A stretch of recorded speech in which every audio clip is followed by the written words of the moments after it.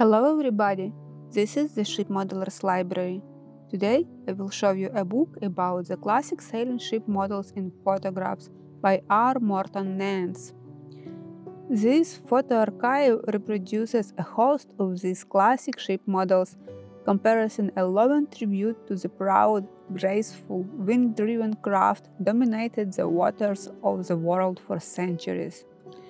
Reproduced from a rare limited edition, 135 handsome photographs and more than 30 drawings depict courses of meticulously crafted model vessels, among them a Flemish Carrack 1450, the North Low 1634, the 90-gun Albemarle 1680, an English man of war 1715, a Dutch East Indiaman 1740, a Spanish three-decker, the Real Carlos, 1787, the Great Republic, an American Clipper, 1853, the California, the White Star Line's last sailing Clipper, 1890, and many more.